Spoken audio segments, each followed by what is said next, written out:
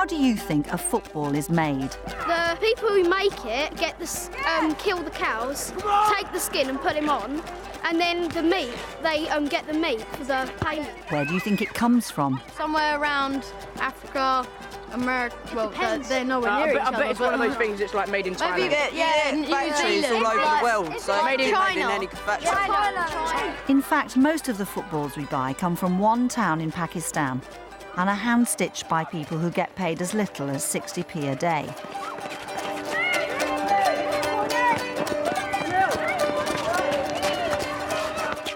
Six years ago, 28-year-old entrepreneur James Lloyd decided to try and change things by introducing fair trade to the world of football.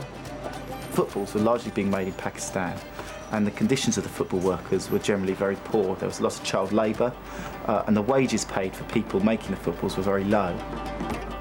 How are you? Not bad. Good. The potential for fair trade was therefore huge in the production of footballs, and our business sprung out of that. The price of a football includes a fair trade premium that pays for education, healthcare and community loans for the workers and their families. Consumers pay a 20% fair trade premium on every fair trade football produced. That's anything between 20 pence and £2 per football, which might seem a very small tax on us as consumers, but actually has a huge impact on people's lives in Pakistan. To find out what fair trade means for the people who make the footballs, we've come to a town called Sialkot in Pakistan, the football production centre of the world. Over 85% of the world's footballs are made here, more than 40 million every year. For hundreds of villagers outside Sialkot, stitching footballs is the main family income. Traditionally, this was low-paid work, but making fair trade balls guarantees a better wage. We get 40p for a fair trade ball, 20p for non-fair trade. Today, we've only got one fair trade football each because the orders are low. But during the World Cup, there's loads of work. Everybody wants footballs. We get 7 or 8 a day. Once I did 10. The money from the fair trade premium pays for an infant school attached to the stitching centre, so the women can bring their children to work with them.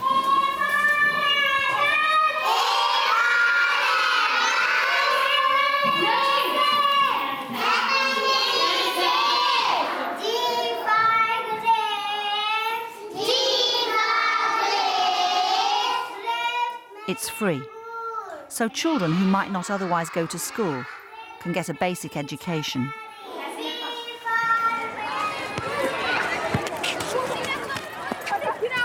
When I buy a ball, I look for the brand, just because I know it's a better type of football normally. I usually look for like brand as well because I don't really buy balls from like the pound shop and stuff. I like the brands and they're famous and they're better quality.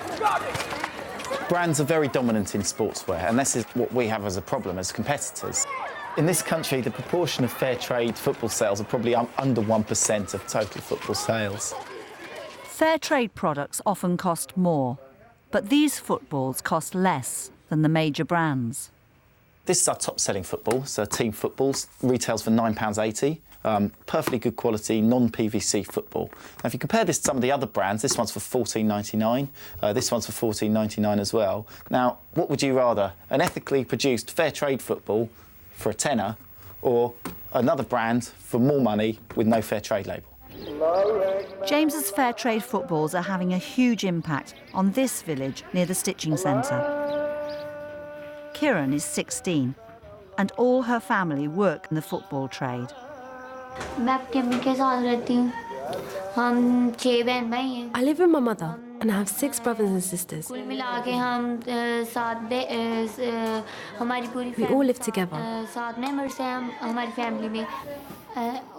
My father died and I decided to leave school because we didn't have enough money at home. But because of fair trade footballs, we've been able to earn more and I'm still able to go to school. उसके बाद ये है आपके पास log 2/5 ठीक है I really love school. I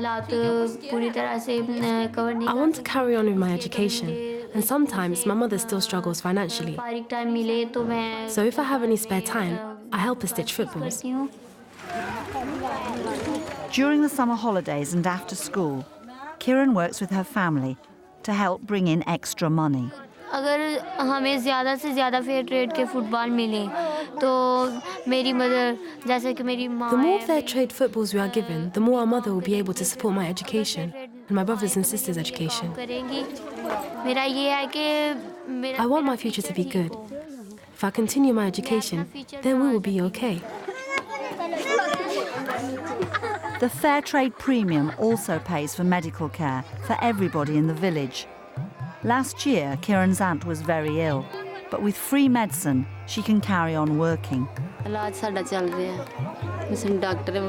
I'm having treatment. The doctor here can't treat me because I need specialist care. I've got bad problems with my head and my heart. My medicine's expensive. If it wasn't for the free healthcare, I wouldn't be able to afford the medicine and I wouldn't be able to survive. That's because of fair trade.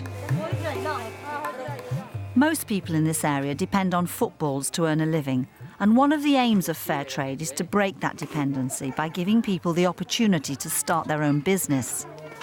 Stitchers and their families can borrow money through a scheme called microcredit to invest in new projects, such as buying cattle or opening a shop. Almost 300 different businesses have been funded this way. Kiran's cousin Shahzad borrowed money to open a snooker hall. It's packed every evening, and Shahzad doubles his income by cutting hair between games.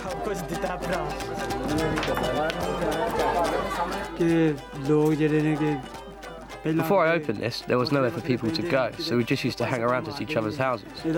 Now everyone can get together here. It's much better. I can make about £4 to £5 a day doing this, much more than I could make stitching footballs. If I hadn't been able to borrow that money, I would probably be unemployed, roaming the streets just hanging around. And next door to the snooker hall, another young entrepreneur's borrowed money to set up the first video shop in the village. I started off with 200 films and gradually built things up. Now I've got over 1,000. Plus I bought a TV and a DVD player. My business started to make money, and that's where I am today. I think microcredit is the cream on the cake of our fair trade scheme. It effectively enables people to get out of the export economy, stitching footballs, to engaging in a business that's local to their local community and culture. I'd like to see a lot more fair trade criteria being applied to products like T-shirts, like footwear, like football kits, which we have the potential to produce. My real hope is for footwear in the future, proper trainers that will appeal to younger people in this country.